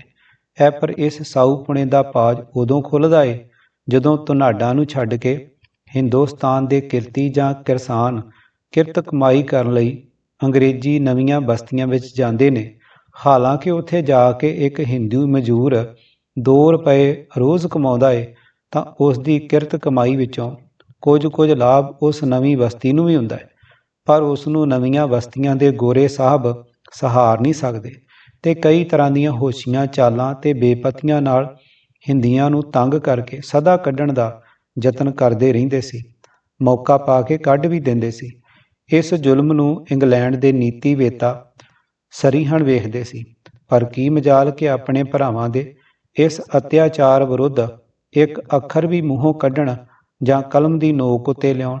ਸਗੋਂ ਇਸ ਦੇ ਵਿਰੁੱਧ ਜੋ ਅੰਗਰੇਜ਼ੀ ਨਵੀਆਂ ਬਸਤੀਆਂ ਦੇ ਗੋਰੇ ਹਿੰਦੁਸਤਾਨ ਆਉਂਦੇ ਨੇ, ਉਹਨਾਂ ਨੂੰ ਹਿੰਦੁਸਤਾਨੀਆਂ ਦੇ ਚੀਕਦਿਆਂ ਤੇ ਹਾਲ ਪਾਰਿਆਂ ਕਰਦਿਆਂ ਵੀ ਹਿੰਦੀਆਂ ਦਾ ਹੱਕ ਮਾਰ ਕੇ ਵੱਡੇ ਵੱਡੇ ਅਹੁਦੇ ਦਿੱਤੇ ਜਾਂਦੇ ਸੀ।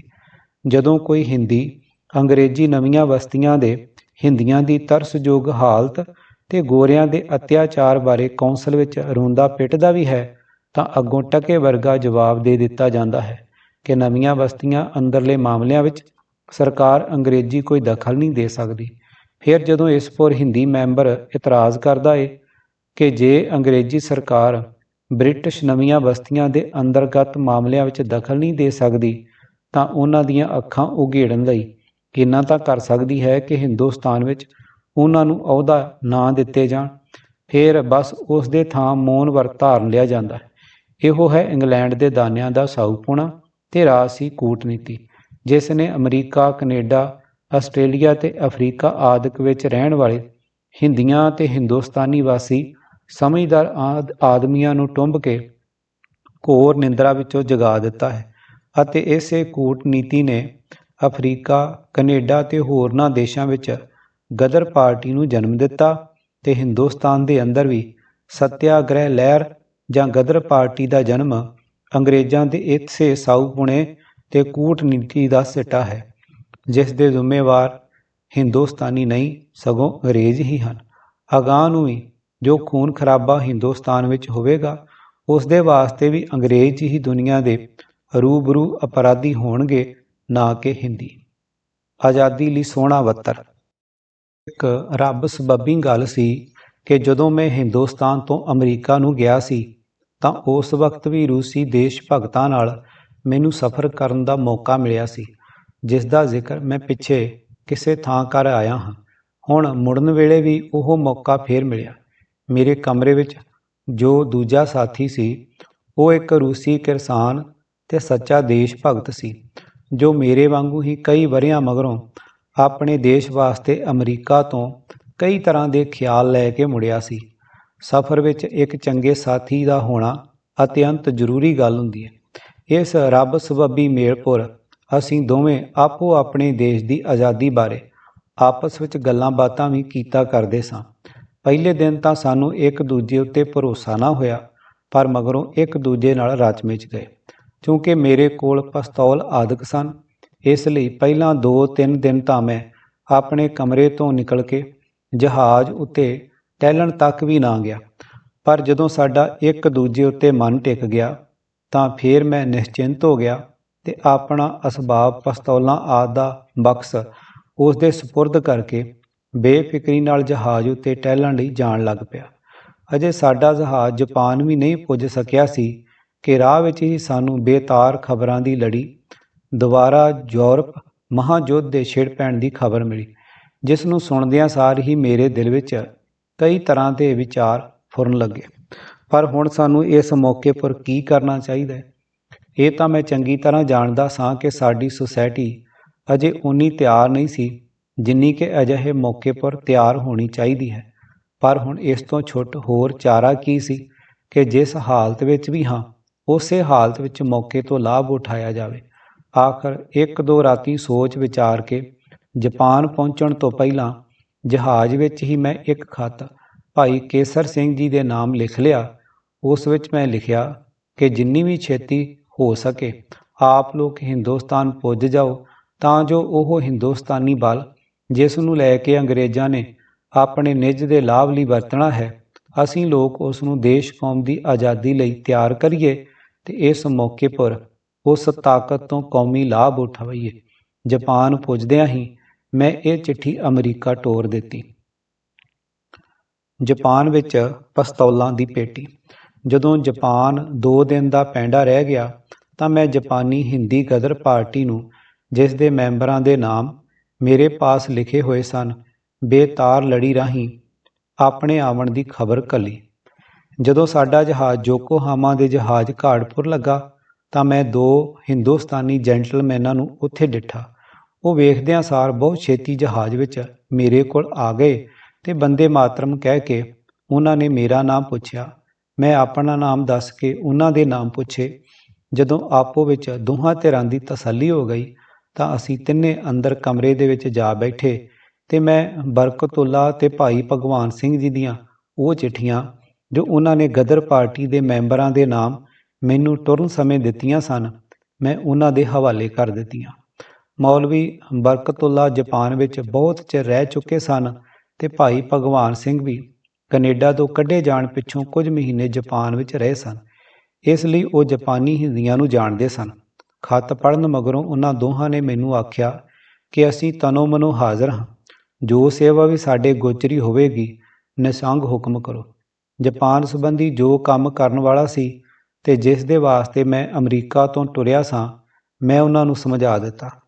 ਪਹਿਲਾਂ ਮੈਂ ਉਹਨਾਂ ਨੂੰ ਪਿਸਤੌਲਾਂ ਦੀ ਪੇਟੀ ਵਿਖਾਈ, ਫਿਰ ਕਾਮਾਗਾਟਾ ਮਾਰੂ ਦੇ ਆਉਣ ਤੱਕ ਉੱਥੇ ਰਹਿਣ, ਭਾਈ ਗੁਰਦਿੱਤ ਸਿੰਘ, ਬਾਬਾ, ਜਹਾਜ਼ ਦੀ ਕਮੇਟੀ ਦੇ ਹੋਰ ਮੈਂਬਰਾਂ ਨੂੰ ਮਿਲਣ ਅਤੇ ਜਰਮਨ ਕੌਂਸਲਰ ਨਾਲ ਕੁਝ ਮਸ਼ਵਰੇ ਬਾਰੇ ਸਾਰੀਆਂ ਗੱਲਾਂ ਮੈਂ ਉਹਨਾਂ ਨੂੰ ਦੱਸ ਦਿੱਤੀਆਂ।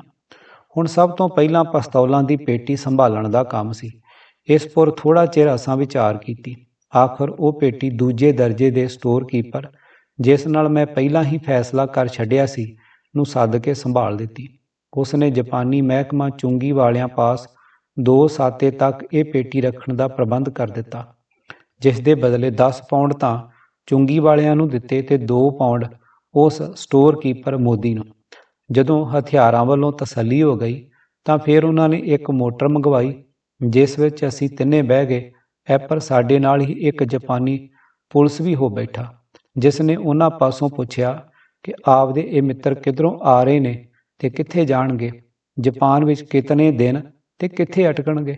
ਉੱਤਰ ਵਿੱਚ ਮੇਰੇ ਮਿੱਤਰ ਨੇ ਕਿਹਾ, ਅਮਰੀਕਾ ਤੋਂ ਆ ਰਹੇ ਨੇ, ਹਿੰਦੁਸਤਾਨ ਜਾਣਗੇ, ਜਾਪਾਨ ਵਿੱਚ 10-15 ਦਿਨ ਸਿਰਫ ਦਿਲ ਪਰਚਾਵੇ ਲਈ ਰਹਿਣਗੇ ਤੇ ਸਾਡੇ ਪਾਸ ਟਿਕਣਗੇ।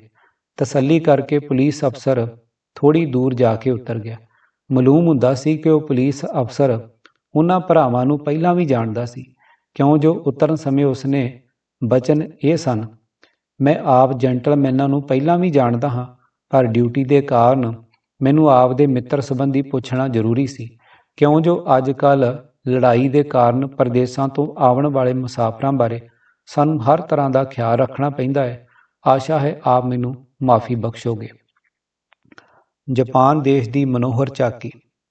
ਇਸ ਤੋਂ ਬਾਅਦ ਸਾਡੀ ਮੋਟਰ ਇੱਕ ਹੋਟਲ ਦੇ ਸਾਹਮਣੇ ਜਾ ਖੜੀ ਹੋਈ। ਅਸੀਂ ਤਿੰਨੇ ਜਣੇ ਉੱਪਰਲੇ ਹੋਟਲ ਦੇ ਇੱਕ ਖੁੱਲ੍ਹੇ ਤੇ ਵਧੀਆ ਸਜੇ ਹੋਏ ਕਮਰੇ ਵਿੱਚ ਚਲੇ ਗਏ। ਮਾਲੂਮ ਹੁੰਦਾ ਸੀ ਕਿ ਸਾਡੇ ਮਿੱਤਰਾਂ ਨੇ ਪਹਿਲਾਂ ਹੀ ਸਾਡੀ ਰਿਹਾਇਸ਼ ਦਾ ਪ੍ਰਬੰਧ ਕਰ ਰੱਖਿਆ ਸੀ। ਜਾਪਾਨੀ ਹੋਟਲਾਂ ਵਿੱਚ ਅੰਗਰੇਜ਼ੀ ਹੋਟਲਾਂ ਵਾਂਗੂ ਮੰਜੇ ਤਾਂ ਨਹੀਂ ਹੁੰਦੇ, ਹਾਂ ਫਰਸ਼ ਨਹਾਇਤ ਸਾਫ਼, ਜਿਸ ਪੁਰ ਦੋਹਰੀਆਂ ਸਫ਼ਾਂ ਤੇ ਉਹਨਾਂ ਉੱਤੇ ਇੱਕ ਵਧੀਆ ਗਦੇਲਾ ਵਿਛਿਆ ਹੁੰਦਾ ਹੈ। ਗਦੇਲੇ ਉੱਤੇ ਚਿੱਟੀਆਂ ਚਾਦਰਾਂ ਤੇ ਏਸ਼ੀਆਈਆਂ ਵਾਂਗੂ ਪੂਰਬੀ ਦੇਸ਼ਾਂ ਦੇ ਰਿਵਾਜ ਅਨੁਸਾਰ ਪ੍ਰਸ਼ਾਦ ਛਕੀਦਾ ਹੈ। ਚੌਂਕੀ ਦੀ ਇੱਕ ਨੁੱਕਰ ਵਿੱਚ ਇੱਕ ਨਿੱਕੀ ਅੰਗੀਠੀ ਅੰਦਰ ਸਦਾ ਅੱਗ ਰੱਖੀ ਰਹਿੰਦੀ ਹੈ, ਜਿਸ ਪੁਰ ਚਾਹ ਦਾ ਗੜਵਾ ਗਰਮ ਹੋਣ ਲਈ ਧਰਿਆ ਰਹਿੰਦਾ ਹੈ, ਕਿਉਂ ਜੋ ਜਾਪਾਨੀ ਲੋਕ ਅਕਸਰ ਚਾਹ ਬਹੁਤ ਵਰਤਦੇ ਹਨ, ਪਰ ਇਹ ਚਾਹ ਬਿਨਾਂ ਮਿੱਠੇ ਦੁੱਧ ਤੇ ਲੂਣ ਤੋਂ ਫਿੱਕੀ ਹੁੰਦੀ ਹੈ, ਜਿਸ ਨੂੰ ਉਹ ਲੋਕ ਪਾਣੀ ਦੀ ਥਾਂ ਵਰਤਦੇ ਨੇ। ਜਾਪਾਨੀਆਂ ਦੀ ਆਮ ਖੁਰਾਕ ਚਾਵਲ, ਮੱਛੀ ਤੇ ਭਾਜੀ ਹੈ। ਜਾਪਾਨੀ ਲੋਕ ਬਹੁਤ ਸੰਜੀੜਿਓ ਨੇ, ਮਿਹਨਤੀ ਤੇ ਮਾਇਆ ਦੇ ਪ੍ਰੇਮੀ ਹੁੰਦੇ ਨੇ, ਪਰ ਉਹਨਾਂ ਵਿੱਚ ਇੱਕ ਗੁਣ, ਉਹ ਭਾਵ ਕਿੰਨੇ ਵੀ ਗਰੀਬ ਕਿਉਂ ਨਾ ਹੋਣ, ਦੂਜੀਆਂ ਕੌਮਾਂ ਤੋਂ ਵੱਢੀ ਖਾ ਕੇ ਕੌਮ ਧਰੋਹੀ ਬਣਨ ਲਈ ਜਾਪਾਨ ਦਾ ਬੱਚਾ ਵੀ ਕਦੀ ਤਿਆਰ ਨਹੀਂ ਹੁੰਦਾ। ਜੁੱਤੀ ਦੀ ਥਾਂ ਅਕਸਰ ਲੱਕੜ ਦੀਆਂ ਖੜਾਵਾਂ ਆਮ ਲੋਕ ਪਹਿਨਦੇ ਨੇ, ਗਲ ਵਿੱਚ ਵੀ ਇੱਕ ਲੰਮਾ ਚੋਗਾ ਹੀ ਰੱਖਦੇ ਨੇ। ਜਾਪਾਨੀਆਂ ਦੇ ਹੋਟਲਾਂ, ਹੱਟੀਆਂ, ਘਰਾਂ, ਕੱਪੜਿਆਂ ਤੇ ਸਰੀਰਾਂ ਦੀ ਸਾਰੀ ਸਫਾਈ ਬਹੁਤ ਵਧੀਆ ਹੁੰਦੀ ਹੈ। ਇਹ ਲੋਕ ਦਿਨ ਵਿੱਚ ਅਵਲ ਤਾਂ 2 ਵਾਰੀ ਨਹੀਂ ਤਾਂ 1 ਵਾਰੀ ਜ਼ਰੂਰ ਤੱਤੇ ਪਾਣੀ ਨਾਲ ਇਸ਼ਨਾਨ ਕਰਦੇ ਨੇ। ਨਹਾਉਣ ਸਮੇਂ ਸਾਰੇ ਇਸਤਰੀ ਪੁਰਖ ਇੱਕੇ ਥਾਂ ਨੰਗੇ ਨਹਾਉਂਦੇ ਹਨ। ਇਸ ਗੱਲ ਨੂੰ ਉਹਨਾਂ ਵਿੱਚ ਕੋਈ ਬੁਰਾ ਨਹੀਂ ਮਨਾਇਆ ਜਾਂਦਾ। ਜਦੋਂ ਮੈਂ ਇੱਕ ਜਾਪਾਨੀ ਪਾਸੋਂ ਇਹ ਪੁੱਛਿਆ ਕਿ ਕੀ ਇਸ ਤਰ੍ਹਾਂ ਇੱਕ ਥਾਂ ਨੰਗੇ ਨਹਾਉਣ ਵਿੱਚ ਆਪ ਲੋਕਾਂ ਨੂੰ ਸੰਗ ਨਹੀਂ ਆਉਂਦੀ, ਉਸ ਨੇ ਉੱਤਰ ਦਿੱਤਾ, ਸੰਗ ਕਿਸ ਗੱਲ ਦੀ? ਜਦੋਂ ਅਸੀਂ ਪੈਦਾ ਹੁੰਦੇ ਹਾਂ ਤੇ ਕਿਹੜਾ ਕੱਪੜਾ ਸਾਡੇ ਉੱਤੇ ਹੁੰਦਾ ਹੈ? ਉਹ ਸਰੀਰ ਹੁਣ ਹੈ ਜੋ ਨੰਗਮ ਨੰਗਾ ਮਾਂ ਦੀ ਕੁੱਖੋਂ ਜਨਮਿਆ ਸੀ, ਹੁਣ ਕੋਈ ਹੋਰ ਥੋੜ੍ਹਾ ਹੋ ਗਿਆ। ਜਾਪਾਨੀਆਂ ਦੀ ਬੋਲੀ ਵੀ ਬੜੀ ਮਿੱਠੀ ਹੁੰਦੀ ਹੈ ਤੇ ਆਪਸ ਵਿੱਚ ਮਿਲਣ ਸਮੇਂ ਇੱਕ ਦੂਜੇ ਨੂੰ ਝੁਕ ਕੇ ਮੁਹਾਉ ਨਮਸਕਾਰ ਕਰਦੇ ਨੇ ਅਤੇ ਆਪੋ ਵਿੱਚ ਗੱਲਾਂ ਕਰਦੇ ਹੋਏ ਨਿਮਰਤਾ ਨਾਲ ਅਕਸਰ ਵਿੱਚ ਇੱਕ ਦੂਜੇ ਨੂੰ ਸਿਰ ਝੁਕਾਉਂਦੇ ਨੇ। ਵਿਦਾ ਹੋਣ ਸਮੇਂ ਵੀ ਇੱਕ ਦੂਜੇ ਤੋਂ ਵਿਦਾ ਹੁੰਦੇ ਨੇ। ਏਸ਼ੀਆਈ ਸੱਭਿਅਤਾ ਦੀ ਜਿਉਂਦੀ ਜਾਗਦੀ ਮੂਰਤ ਜੇ ਕਿਸੇ ਨੇ ਵੇਖਣੀ ਹੋਵੇ ਤਾਂ ਉਹ ਜਾਪਾਨੀਆਂ ਵਿੱਚ ਵੇਖ ਸਕਦਾ ਹੈ। ਜਿੱਥੇ ਮਰਦ ਬੈਠੇ ਹੋਣ, ਜੇ ਉੱਥੋਂ ਦੀ ਕਿਸੇ ਇਸਤਰੀ ਨੇ ਲੰਘ ਕੇ ਅਗਾਂਹ ਜਾਣਾ ਹੋਵੇ ਤਾਂ ਉਹ ਆਦਰ ਸਤਿਕਾਰ ਨਾਲ ਝੁਕ ਕੇ ਮਰਦਾਂ ਵਿੱਚ ਨੂੰ ਲੰਘੂਗੀ, ਨਾ ਕਿ ਆਕੜ ਕੇ। ਜਾਪਾਨਣਾ ਨਹਾਇਤ ਮਿਹਨਤੀ, ਦੀਆਂ ਸੁਚੱਜੀਆਂ ਤੇ ਸਰੀਰ ਦੀਆਂ ਮਜ਼ਬੂਤ ਹੁੰਦੀਆਂ ਹਨ। ਉਂਝ ਵੀ ਪੜ੍ਹੀਆਂ ਲਿਖੀਆਂ ਅਤੇ ਵਤਨ ਪ੍ਰੇਮਣਾ ਹਨ। ਹਿੰਦੁਸਤਾਨਣਾ ਵਾਂਗੂ ਡਰਾਕਲਾਂ ਵੀ ਨਹੀਂ ਹੁੰਦੀਆਂ। ਸਿਰ ਆ ਬਣੀ ਵੇਲੇ ਜਾਨ ਉੱਤੇ ਖੇਡ ਜਾਣਾ ਵੀ ਚੰਗੀ ਤਰ੍ਹਾਂ ਜਾਣਦੀਆਂ ਹਨ। ਮਰਦਾਂ ਨਾਲ ਗੱਲਬਾਤ ਕਰਨ ਸਮੇਂ ਉਹਨਾਂ ਦੇ ਮੱਥੇਪੁਰ ਖੇੜੇ ਤੇ ਲੱਭਾਂਪੁਰ ਮਿੱਠੇ ਮਿੱਠੇ ਹਾਸੇ ਦਾ ਵਾਸਾ ਵੀ ਹੁੰਦਾ ਹੈ, ਤਾਂ ਜੋ ਗੱਲ ਕਰਨ ਵਾਲੇ ਦਾ ਚਿੱਤ ਉਹਨਾਂ ਵੱਲੋਂ ਖੁਸ਼ ਰਹੇ। ਨਾਲ ਹੀ ਹੱਥ ਤੇ ਦਿਲ ਦੀਆਂ ਸੁਚੱਜੀਆਂ ਵੀ ਹੁੰਦੀਆਂ ਨੇ। ਚੋਰੀ ਦੀ ਵਾਦੀ ਉਹਨਾਂ ਵਿੱਚ ਬਹੁਤ ਘੱਟ ਹੁੰਦੀ ਹੈ। ਪਰ ਇਹਨਾਂ ਸਾਰਿਆਂ ਗੁਣਾਂ ਦੇ ਹੁੰਦਿਆਂ ਹੋਇਆਂ ਉਹਨਾਂ ਵਿੱਚ ਬੜਾ ਇੱਕ ਵੱਡਾ ਔਗਣ ਵੀ ਹੈ। ਉਹ ਇਹ ਕਿ ਹਿੰਦੀ ਦੇਵੀਆਂ ਸਮਾਨ ਉਹ ਪਤੀਬ੍ਰਤਾ ਨਹੀਂ ਹੁੰਦੀਆਂ। ਪਤੀਬ੍ਰਤ ਧਰਮ ਪਾਲਣ ਦਾ ਜੇ ਸੰਸਾਰ ਵਿੱਚ ਕਿਸੇ ਦੇ ਸਿਰ ਸਿਹਰਾ ਹੈ ਤਾਂ ਉਹ ਸਾਡੀਆਂ ਹਿੰਦੁਸਤਾਨੀ ਦੇਵੀਆਂ ਹੀ ਹਨ। ਇਸ ਗੱਲੋਂ ਵਾਕਈ ਸਾਡਾ ਸਿਰ ਦੁਨੀਆ ਦੇ ਸਾਹਮਣੇ ਉੱਚਾ ਹੈ। ਪਰ ਨਾਲ ਹੀ ਬੜੇ ਦੁੱਖ ਨਾਲ ਇਹ ਵੀ ਕਹਿਣਾ ਪੈਂਦਾ ਹੈ ਕਿ ਜਿੱਥੇ ਹਿੰਦੀ ਦੇਵੀਆਂ ਪਤੀਬ੍ਰਤ ਧਰਮ ਵਿੱਚ ਦੁਨੀਆ ਵਿੱਚ ਬਾਜ਼ੀ ਲੈ ਗਈਆਂ ਹਨ, ਉੱਥੇ ਹਿੰਦੁਸਤਾਨ ਦੇ ਮਰਦ ਇਸਤਰੀ ਬ੍ਰਤ ਧਰਮ ਵੱਲੋਂ ਓਨੇ ਹੀ ਨਿਗਰੇ ਹੋਏ ਹਨ। ਸੱਚ ਤਾਂ ਇਹ ਹੈ ਕਿ ਹਿੰਦੁਸਤਾਨੀ ਮਰਦਾਂ ਦੀ ਇਸ ਗਿਰਾਵਟ ਨੇ ਹੀ ਸਾਨੂੰ ਇਹ ਪਰਾਧੀਨ ਜੀਵਨ ਬਤੀਤ ਕਰਨ ਪੁਰ ਮਜਬੂਰ ਕੀਤਾ ਹੋਇਆ। ਜੇ ਪ੍ਰਿਥਵੀ ਰਾਜ ਆਦਿਕ ਵਿਸ਼ਈ ਨਾ ਹੁੰਦੇ ਤਾਂ ਕਿਸ ਦੀ ਮੱਲ ਸੀ ਜੋ ਹਿੰਦੀਆਂ ਨੂੰ ਗੁਲਾਮੀ ਦੇ ਸੰਗਲਾਂ ਵਿੱਚ ਜਕੜ ਸਕਦਾ। ਹਿੰਦੁਸਤਾਨ ਵਿੱਚ ਵੀ ਸਾਡੀ ਕਾਇਰਤਾ ਤੇ ਗੁਲਾਮੀ ਦੇ ਕਾਰਨ ਇਹੋ ਗਿਰਾਵਟ ਹੈ। ਜੇ ਸਾਡੇ ਵਿੱਚ ਅੱਜ ਇਸਤਰੀ ਬ੍ਰਤ ਧਰਮ ਆ ਜਾਵੇ ਤਾਂ ਸਾਡੀ ਸੰਤਾਨ ਜ਼ਰੂਰ ਬਹਾਦਰ ਤੇ ਬ੍ਰਹਮਚਾਰੀ ਹੋਵੇਗੀ, ਜਿਸ ਨੂੰ ਦੁਨੀਆ ਦੀ ਕੋਈ ਤਾਕਤ ਗੁਲਾਮ ਨਹੀਂ ਰੱਖ ਸਕੇਗੀ। ਇਸਤਰੀ ਬ੍ਰਤ ਤੇ ਪਤੀ ਬ੍ਰਤ ਧਰਮ ਦਾ ਨਾਮ ਹੀ ਬ੍ਰਹਮਚਾਰਜ ਹੈ। ਜਿਸ ਕੌਮ ਤੇ ਦੇਸ਼ ਦੇ ਮਾਪੇ ਇਹੋ ਜਿਹੇ ਬ੍ਰਹਮਚਾਰੀ ਹੋਣ, ਉਸ ਕੌਮ ਤੇ ਦੇਸ਼ ਨੂੰ ਮਨੁੱਖੀ ਤਾਕਤ ਤਾਂ ਕੀ ਕੁਦਰਤੀ ਸ਼ਕਤੀ ਵੀ ਗੁਲਾਮ ਨਹੀਂ ਬਣਾ ਸਕਦੀ। ਕਾਮਾਗਾਟਾ ਮਾਰੂ ਜਹਾਜ਼ ਦਾ ਜਾਪਾਨ ਪੁੱਜਣਾ। ਇਸ ਹੋਟਲ ਵਿੱਚ ਰਹਿੰਦਿਆਂ ਜਦੋਂ ਮੈਨੂੰ 8 ਦਿਨ ਲੰਘ ਗਏ ਤਾਂ ਮੇਰੇ ਮਿੱਤਰਾਂ ਨੇ, ਜੋ ਨਿੱਤ 1-2 ਵਾਰੀ ਮੇਰੇ ਕੋਲ ਆਇਆ ਕਰਦੇ ਸਨ, ਆ ਕੇ ਮੈਨੂੰ ਖਬਰ ਦਿੱਤੀ ਕਿ ਕਾਮਾਗਾਟਾ ਮਾਰੂ ਗੁਰੂ ਨਾਨਕ ਜਹਾਜ਼ ਆ ਪਹੁੰਚਿਆ। ਮੈਂ ਉਹਨਾਂ ਨੂੰ ਆਖਿਆ ਕਿ ਆਪ ਚੱਲ ਕੇ ਜਹਾਜ਼ਪੁਰ ਜਾਓ ਤੇ ਸਾਰੇ ਸਮਾਚਾਰ ਮਾਲੂਮ ਕਰੋ। ਭਾਈ ਗੁਰਦਿੱਤ ਸਿੰਘ ਜੀ ਨੂੰ ਵੀ ਮਿਲੋ। ਜੇ ਤੁਹਾਡੀ ਤਸੱਲੀ ਹੋ ਜਾਵੇ ਤਾਂ ਮੇਰੀ ਬਾਬਤ ਵੀ ਦੱਸ ਦੇਣਾ ਕਿ ਉਹ ਆਪ ਲੋਕਾਂ ਦੀ ਉਡੀਕ ਵਿੱਚ ਕਈ ਦਿਨਾਂ ਦਾ ਬੈਠਾ ਹੈ। ਅਗਲੇ ਦਿਨ ਉਹ ਦੋਵੇਂ ਜਹਾਜ਼ਪੁਰ ਗਏ ਤੇ ਭਾਈ ਗੁਰਦਿੱਤ ਸਿੰਘ ਔਰ ਉਹਨਾਂ ਦੇ ਸਾਥੀਆਂ ਨੂੰ ਮਿਲੇ। ਉਪਰੰਤ ਰਾਤ ਦੇ 9 ਵਜੇ ਉਹ ਭਾਈ ਸਾਹਿਬ ਬਾਬਾ ਗੁਰਦਿੱਤ ਸਿੰਘ ਦੇ ਪ੍ਰਾਈਵੇਟ ਸੈਕਟਰੀ ਤੇ ਇੱਕ ਹੋਰ ਮੋਹਤਬਰ ਆਦਮੀ ਨੂੰ ਨਾਲ ਲੈ ਕੇ ਮੇਰੇ ਪਾਸ ਪਹੁੰਚੇ। 2 ਘੰਟੇ ਗੱਲਬਾਤ ਕਰਨ ਮਗਰੋਂ ਮੈਂ ਉਹਨਾਂ ਨੂੰ ਕਿਹਾ ਕਿ ਭਲਕੇ ਮੈਂ ਇਹ ਦੋਵੇਂ ਸੱਜਣ ਜਹਾਜ਼ਪੁਰ ਆਵਾਂਗੇ ਔਰ ਬਾਕੀ ਜ਼ਰੂਰੀ ਗੱਲਾਂ ਉੱਥੇ ਹੀ ਹੋਣਗੀਆਂ। ਉਪਰੰਤ ਉਹ ਦੋਵੇਂ ਸੱਜਣ ਜਹਾਜ਼ ਨੂੰ ਵਾਪਸ ਮੁੜ ਗਏ। ਅਗਲੇ ਦਿਨ ਮੈਂ ਤੇ ਉਹ ਦੋਵੇਂ ਮਿੱਤਰ ਕੋਈ 12 ਕੁ ਵਜੇ ਦਿਨੇ ਜਹਾਜ਼ਪੁਰ ਪਹੁੰਚੇ। ਇੱਕ ਅਡਰੇ ਕਮਰੇ ਵਿੱਚ ਜਾ ਕੇ ਭਾਈ ਗੁਰਦਿੱਤ ਸਿੰਘ ਤੇ ਉਹਨਾਂ ਦੇ ਮੋਹਤਬਰ ਸਾਥੀਆਂ ਨੂੰ ਮਿਲੇ। ਉਹਨਾਂ ਦੀ ਜ਼ੁਬਾਨੀ ਉਹ ਸਾਰੀ ਵਿਥਿਆ ਸੁਣੀ ਜੋ ਕੈਨੇਡਾ ਉਹਨਾਂ ਉੱਤੇ ਵਰਤੀ ਸੀ ਤੇ ਅਗਾਂਹ ਨੂੰ ਉਹਨਾਂ ਦਾ ਇਰਾਦਾ ਮਾਲੂਮ ਕੀਤਾ। ਭਾਈ ਗੁਰਦਿੱਤ ਸਿੰਘ ਜੀ ਨੇ ਦੱਸਿਆ ਕਿ ਸਾਡਾ ਇਰਾਦਾ ਇਹ ਹੈ ਭਾਈ ਹਿੰਦੁਸਤਾਨ ਜਾ ਕੇ ਆਪਣੇ ਹੱਕਾਂ ਸੰਬੰਧੀ ਐਜੀਟੇਸ਼ਨ ਕਰੀਏ ਤੇ ਸਰਕਾਰ ਅੰਗਰੇਜ਼ੀ ਪਾਸੋਂ ਇਹ ਸਾਰਾ ਹਰਜਾਨਾ ਵਸੂਲ ਕਰੀਏ। ਮੈਂ ਉਹਨਾਂ ਦੇ ਇਸ ਪਵਿੱਤਰ ਇਰਾਦੇ ਉੱਤੇ ਉਹਨਾਂ ਨੂੰ ਵਧਾਈ ਦਿੱਤੀ ਤੇ ਨਾਲ ਵੀ ਇਹ ਵੀ ਆਖਿਆ ਕਿ ਭਾਈ ਸਾਹਿਬ, ਸੰਸਾਰ ਵਿੱਚ ਹੱਕ ਉਹਨਾਂ ਲੋਕਾਂ ਦੇ ਹੀ ਮੰਨੇ ਜਾਂਦੇ ਨੇ ਜਿਨ੍ਹਾਂ ਦੇ ਡੌਲਿਆਂ ਵਿੱਚ ਬਲ ਹੁੰਦਾ ਹੈ। ਕਮਜ਼ੋਰਾਂ ਦੇ ਹੱਕ ਸੰਸਾਰ ਵਿੱਚ ਕੋਈ ਨਹੀਂ ਮੰਨਦਾ। ਮੂੰਹ ਨਾਲ ਭਾਵੇਂ ਅਸੀਂ ਸੈਂਕੜੇ ਵਰੇ ਕਿਉਂ ਨਾ ਐਜੀਟੇਸ਼ਨ ਕਰਦੇ ਰਹੀਏ, ਆਪਣੇ ਜਮਾਂਦਰੂ ਹੱਕ ਕਦੀ ਪ੍ਰਾਪਤ ਨਹੀਂ ਕਰ ਸਕਦੇ। ਕੌਮੀ ਆਜ਼ਾਦੀ ਪ੍ਰਾਪਤ ਕਰਨ ਦਾ ਇੱਕੋ ਢੰਗ ਹੈ ਉਹ ਇਹ ਕਿ ਅਸੀਂ ਸਾਰੀਆਂ ਤਰੇੜਾਂ ਮਿਟਾ ਕੇ ਆਪਣੀ ਕੌਮੀ ਜਥੇਬੰਦੀ ਕਰੀਏ ਤੇ ਜਿਉਂਦੀਆਂ ਕੌਮਾਂ ਸਮਾਨ ਆਪਣੇ ਹੱਕ ਪੁਰ ਮਰ ਮਿਟਣਾ ਸਿੱਖੀਏ। ਆਪ ਦੇਖ ਰਹੇ ਹੋ ਕਿ ਅੱਜ ਅੰਗਰੇਜ਼, ਜਰਮਨ ਤੇ ਫਰਾਂਸੀਸੀ ਆਦਿਕ ਕਿਸ ਬਹਾਦਰੀ ਤੇ ਕੁਰਬਾਨੀ ਨਾਲ ਆਪੋ ਆਪਣੀ ਆਜ਼ਾਦੀ ਦੀ ਰਾਖੀ ਲਈ ਆਪਣੇ ਖੂਨ ਪਾਣੀ ਵਾਂਗ ਵਹਾ ਰਹੇ ਹਨ। ਸਾਨੂੰ ਇਹਨਾਂ ਜਿਉਂਦੀਆਂ ਕੌਮਾਂ ਤੋਂ ਸੰਥਾ ਲੈਣੀ ਚਾਹੀਦੀ ਹੈ। ਭਾਈ ਸਾਹਿਬ ਨੇ ਮੇਰੀਆਂ ਇਹਨਾਂ ਗੱਲਾਂ ਨੂੰ ਮੰਨਿਆ ਤੇ ਫਰਮਾਇਆ, ਹੁਣ ਆਪ ਦੱਸੋ ਕਿ ਕਿਸ ਢੰਗ ਨਾਲ ਕੰਮ ਕਰਨਾ ਹੋਵੇਗਾ। ਮੈਂ ਇਸ ਸਵਾਲ ਦਾ ਉੱਤਰ ਮੌਕੇ ਅਨੁਸਾਰ ਸਿਰਫ ਇੰਨਾ ਹੀ ਦਿੱਤਾ ਕਿ ਆਪ ਆਪਣੇ ਸਾਥੀਆਂ ਨੂੰ ਲੈ ਕੇ ਪੰਜਾਬ ਪਹੁੰਚ ਜਾਓ। ਅਸੀਂ ਵੀ ਪੰਜਾਬ ਨੂੰ ਜਾ ਰਹੇ ਹਾਂ, ਉੱਥੇ ਪਹੁੰਚ ਕੇ ਵੇਖਾਂਗੇ, ਜਿਹਾ ਮੌਕਾ ਹੋਵੇਗਾ ਤੇ ਇਹ ਢੰਗਪੁਰ ਕੰਮ ਸ਼ੁਰੂ ਕਰ ਦਿਆਂਗੇ। ਇੰਨੀ ਗੱਲਬਾਤ ਕਰਕੇ ਅਸੀਂ ਤਿੰਨੇ ਜਣੇ ਭਾਈ ਸਾਹਿਬ ਤੇ ਉਹਨਾਂ ਦੇ ਸਾਥੀਆਂ ਪਾਸੋਂ ਆਗਿਆ ਲੈ ਕੇ ਸ਼ਹਿਰ ਨੂੰ ਵਾਪਸ ਮੁੜ ਆਏ। ਬਾਅਦ ਇੱਕ ਵਾਰੀ ਫੇਰ ਕੋਬੋ ਜਾਪਾਨ ਵਿੱਚ ਮੈਨੂੰ ਭਾਈ ਗੁਰਦੇਵ ਸਿੰਘ ਜੀ ਨਾਲ ਜਹਾਜ਼ ਵਿੱਚ ਮਿਲਣ ਦਾ ਮੌਕਾ ਮਿਲਿਆ। ਮੈਂ ਉਹਨਾਂ ਦੀ ਤਸੱਲੀ ਕਰਾਈ ਕਿ ਮੈਂ ਚੀਨ, ਮਲਾਇਆ ਆਦਿਕ ਦੇਸ਼ਾਂ ਵਿੱਚ ਦੀ ਹੁੰਦਾ ਹੋਇਆ ਹਿੰਦੁਸਤਾਨ ਪੁੱਜਾਂਗਾ। ਚੀਨ ਤੇ ਮਲਾਇਆ ਵਿੱਚ ਜਿੱਥੇ ਜਿੱਥੇ ਵੀ ਮੈਨੂੰ ਹਿੰਦੁਸਤਾਨੀ ਮਿਲਣਗੇ, ਕਾਮਾਗਾਟਾ ਮਾਰੂ ਦੀ ਦਰਦਨਾਕ ਵਿਥਿਆ ਉਹਨਾਂ ਦੇ ਕੰਨੀ ਪਾਉਂਦਾ ਜਾਵਾਂਗਾ। ਨਾਲੇ ਰੁਪਏ ਪੈਸੇ ਦੀ ਸਹਾਇਤਾ ਬਾਰੇ ਵੀ ਨਾਲੋਂ ਨਾਲ ਅਪੀਲ ਕਰਦਾ ਰਹਾਂਗਾ। ਸੋ ਮੈਂ ਜਿੱਥੋਂ ਜਿੱਥੋਂ ਦੀ ਲੰਘਿਆ ਆਪਣੇ ਫਰਜ਼ ਨੂੰ ਪੂਰਾ ਕੀਤਾ। ਸ਼ੰਘਾਈ ਵਾਲਿਆਂ ਨੇ ਕਾਮਾਗਾਟਾ ਮਾਰੂ ਦੇ ਮੁਸਾਫਰਾਂ ਦੀ ਸਹਾਇਤਾ ਲਈ ਜੋ 1000 ਘੱਲਿਆ ਸੀ, ਉਹ ਮੇਰੀ ਹੀ ਅਪੀਲ ਦਾ ਸਿੱਟਾ ਸੀ। ਕਿਤਾਬ ਮੇਰੀ ਰਾਮ ਕਹਾਣੀ, ਲੇਖਕ ਬਾਬਾ ਸੋਹਣ ਸਿੰਘ ਜੀ ਭਕਨਾ, ਸੰਪਾਦਕ ਰਾਜਵਿੰਦਰ ਸਿੰਘ ਰਾਹੀ। ਤੁਸੀਂ ਸੁਣ ਰਹੇ ਸੀ 12ਵਾਂ ਭਾਗ ਆਵਾਜ਼ ਗੁਰਜੰਟ ਸਿੰਘ ਰੂਪਵਾਲੀ। ਵਾਹਿਗੁਰੂ ਜੀ ਕਾ ਖਾਲਸਾ, ਵਾਹਿਗੁਰੂ ਜੀ ਕੀ ਫਤਿਹ।